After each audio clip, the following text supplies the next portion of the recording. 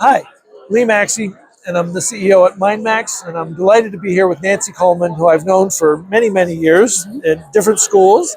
And Nancy is the Dean of Continuing Education and University Extension at Harvard University.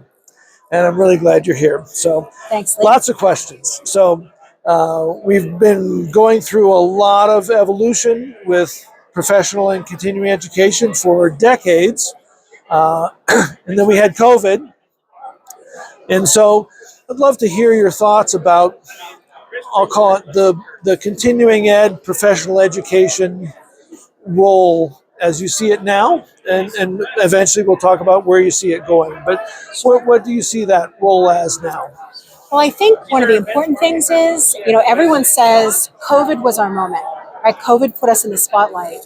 And I think that's true, but I also think right now is our second moment because the work that we do, bringing together credit, non-credit, non-degree professional education in a confluence under the professional continuing online education space is really important right now because we have a lot of people out there who need different different aspects of education who can't come to a traditional college environment. Now, that's an old story, but we've been here for a really long time, the folks in our industry, not really telling our story as effectively as we could be. But yet we offer modern credentials that are developed just in time with new things emerging in the industry at a time where industry needs that most. So I think right now is the time to double down on the work that we do. I know you've been very active with, I don't know if you call them advisory boards, but I know you've been very active thinking about, what are people going to be using these credentials for? What are these people going to be using this new knowledge or capability for? Mm-hmm. Can you talk about the kinds of things you've been doing to understand how what you do really fits both for the value of the student, but also for those that the students are going to go work with and work for? Sure. I think, higher ed is kind of operated under this, well, if you build it, they will come. And those days are gone, right? I think it is our role to prepare the next generation for the future of work, 5+ years in the future. And we don't know what that means. I mean, we have a little idea, like how we keep up with modern technology, but there's no roadmap for how to get there.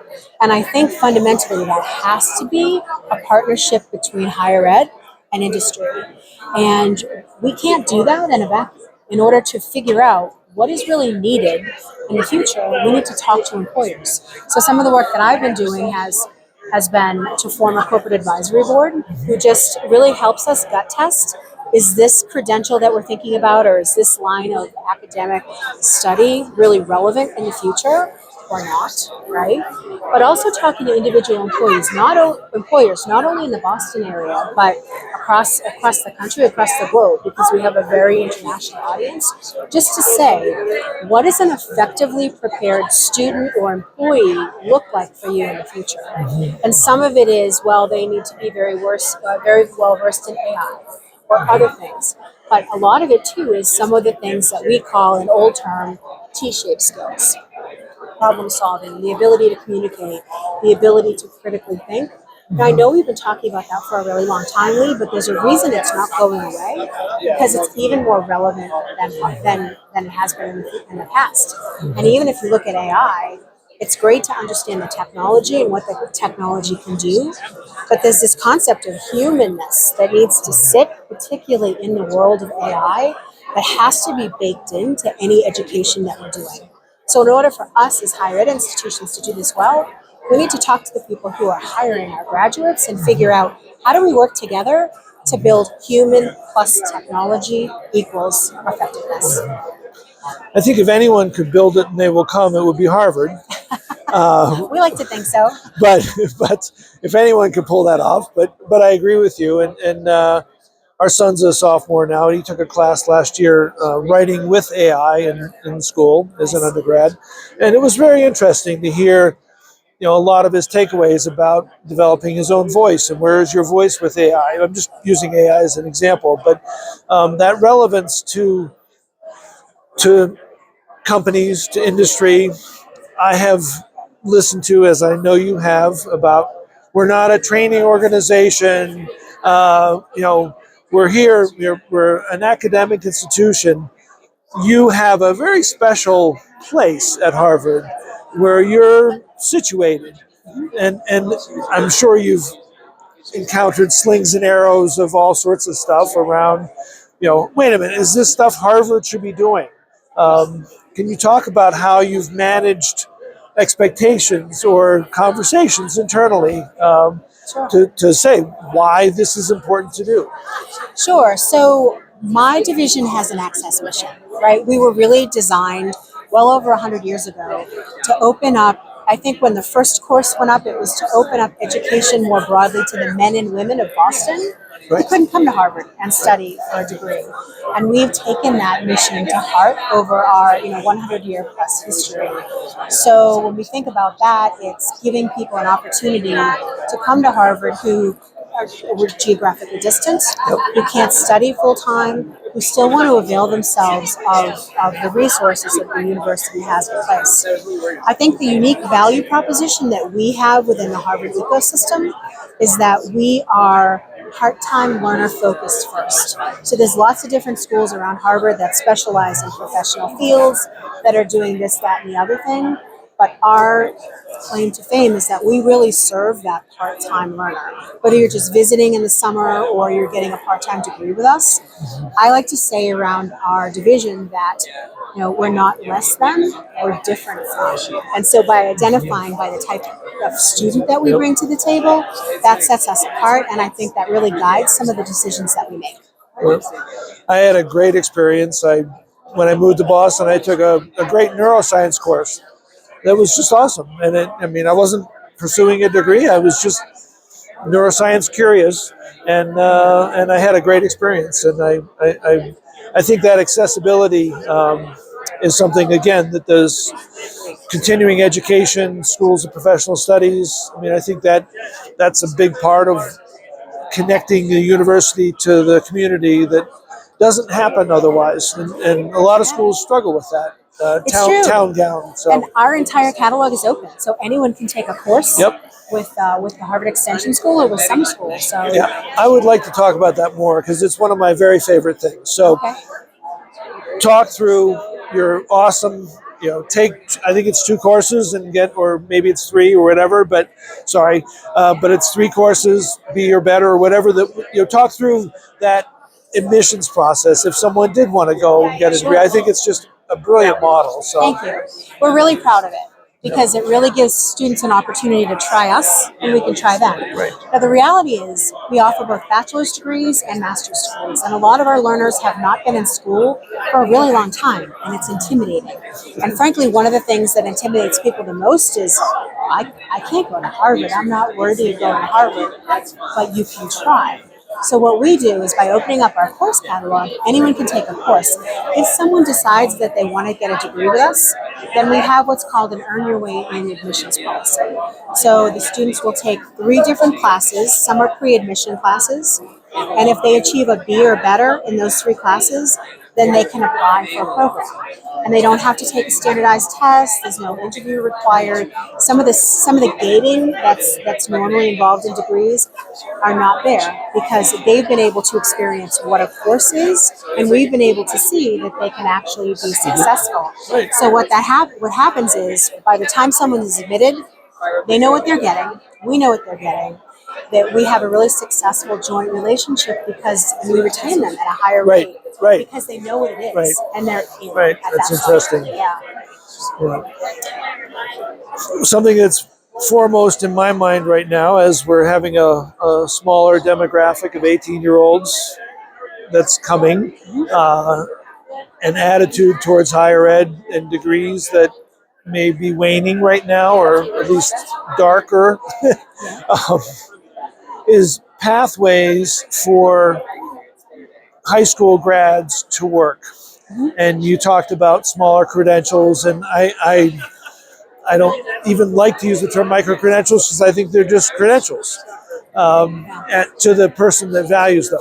So referential to a degree, they're micro-credentials. But are you thinking, or what are you thinking around the role you could play with those pathways for people who may not be ready to go pursue a degree, but may want to go directly from high school to work and have some education between or in that pathway? Yeah, that's a really interesting question because we don't really consider ourselves having pathway programs, but we have lots of credentials or lots of opportunities to stack credentials. For example, this past year we came out with a micro credential program, or I'm sorry, a micro certificate program, which allow, again, anyone can try, and it's a 2-course series Yep. in a very targeted area. So students can take 2 courses in an area that's of interest to them, whether or not they have advanced academic credentials, and then they get a micro certificate. That micro certificate, say they have a great experience and they say, I want to learn more, stacks into a graduate certificate, which is 4 courses. And a lot of our graduate certificates then stack into degrees. Yep. So I think the future of this credential market of higher ed is the stackability.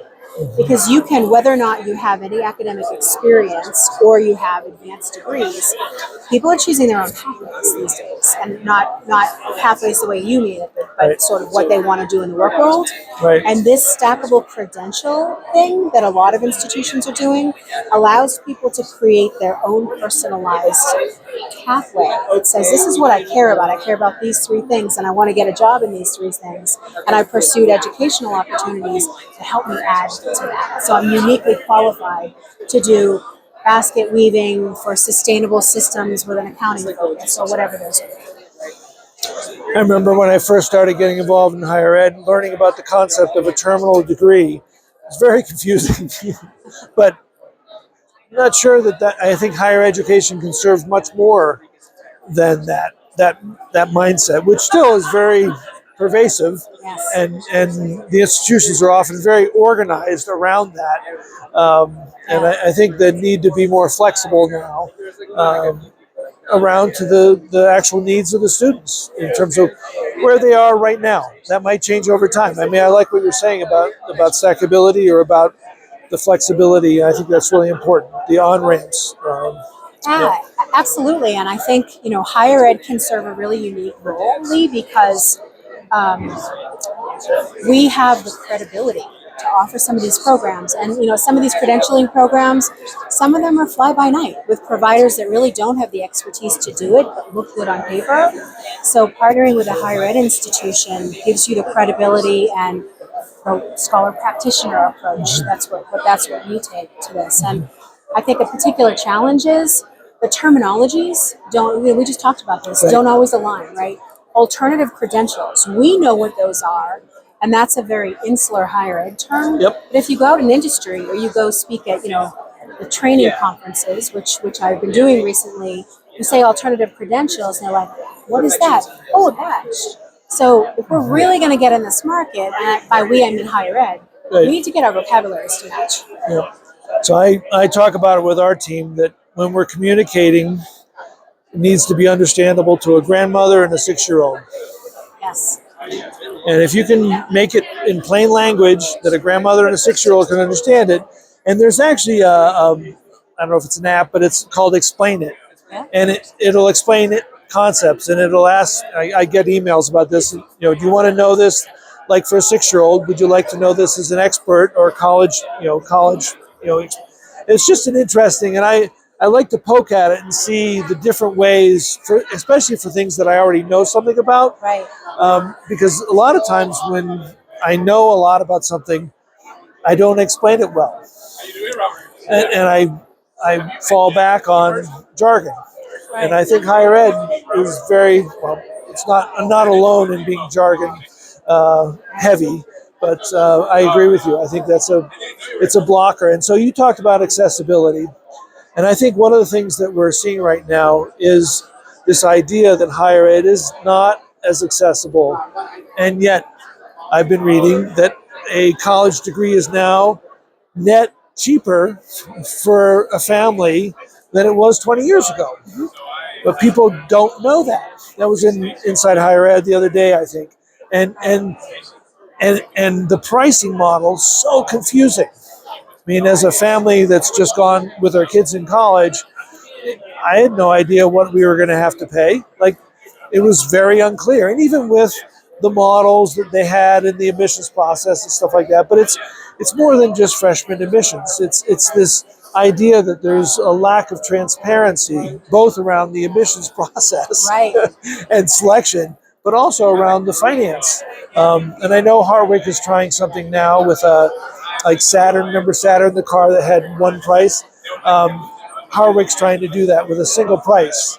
I'd be interested in your thoughts around how, more than just getting rid of jargon, how we could make it's about accessibility, the impression of higher ed being more accessible. Because we've worked with you and we've worked with Harvard, and I was stunned to hear how accessible things were, and I didn't know it.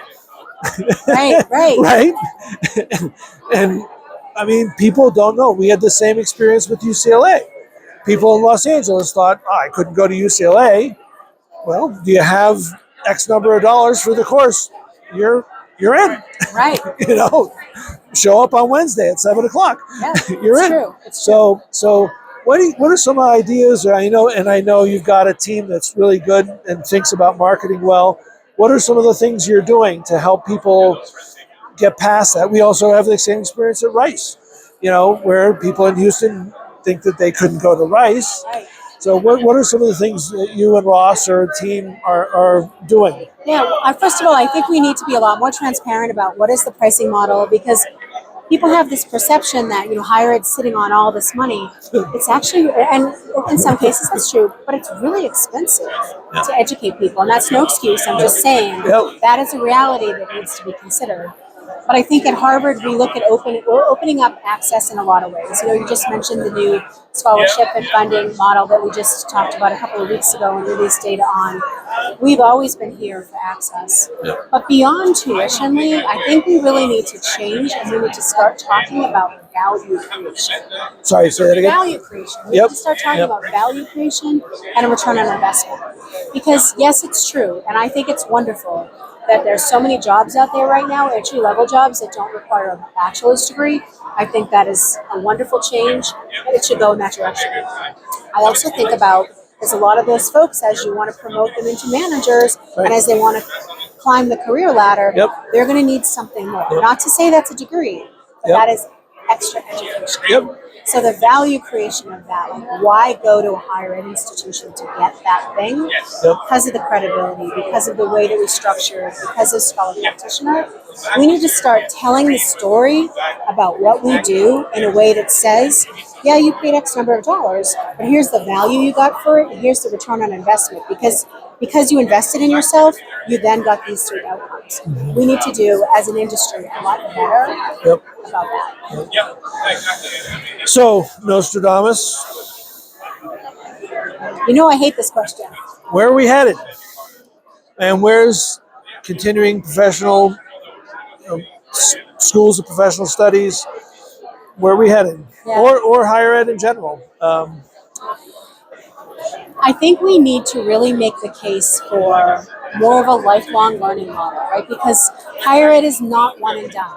And especially at the speed of technology that we just talked about, you need to come back just in time when you want to learn new skills. We're really not positioned for that right now. So higher ed, and particularly our units, need to think about how do we get a lot more agile. And I think we've made some progress, but there's more work to be done about positioning ourselves as a place to keep coming back to when you need us. Not when we tell you that you need us, but when you need us. So I think that's definitely a piece. I think tighter integration with the employer community. I was just at a presentation today, and I believe in this wholeheartedly. It says it used to be all about corporate training, and higher ed was like thumbing their nose at it back in the 90s and 2000s. You know this better than anybody, right? And now it's come full circle. It's like, hold on, we need the employers. We want partnerships. Higher ed needs to do a better job listening to the community which it serves. So I think those are two things that we're really going in the future. And faster speed to credential. I used to do work in the knowledge management space in the late 90s, and I used to say this in conferences all the time. We will have arrived as a learning and training community when we stop talking about learning as something separate than people's jobs. Right. That when their job, as part of their job, involves growing and learning and developing. Yes. And it's not this thing we go off and do, but it just becomes part of, that's how I continue to do my job. And I really do think knowledge management at that time was a little bit ahead of its time, because we weren't able to do what we're able to do now with access to online and so forth. Like, you can have things show up, and I think AI is taking us to a whole other realm there, where I'm not sure about this, and I can have a whole conversation with an AI prompts, and I'm learning how to do a better job of prompts that are going to get me another way of thinking about something. Right. I really have had some pretty good experiences recently where I've learned something through my prompts with AI. Absolutely. As part of doing a task. Right. And it has been as part of doing my day job. So I think that integration, and I'd love to see some of the boundaries, especially because we can now. It's not ivy walls, it's not brick walls, it's not on campus. It can embed directly into where people are working. I agree with you, and I think the thing that has fundamentally changed now, it's different from where it was before, is this concept of agency. It used to be like, okay, well you're in a job, you have to wait for the corporate trainer to tell you this is the education that you need to move to the next step. But now people have the ability through online learning, through a much more open ecosystem, to say, no, hold on a second, I want to learn this thing. And this is an interest of mine, just what I said a few minutes ago. But people are taking control of their own educational journeys, and I think that's a real critical component of where we're going in the future. I mentioned this to Deb, and I really do think this is where the breaking down of boundaries can really happen, is not thinking about the education piece as being something separate, but like really integrate and develop tools that go to the workplace, and for her, obviously with governments and NGOs and so forth, and then have continued data flow so the academics can learn about how things are actually working and do projects and research around and learn, and then iterate what the educational experience should change through people's use of what they learned back in the workplace. And I just think that's more possible now than it ever has been. So, so it's more of a conversation now than it ever has It's an ongoing, lifelong dialogue, so to speak. So, I love that. That excites me. Yeah. Well, thank you, Nancy Thank you, Coleman. Lee. It was great to chat with you. Great to see you.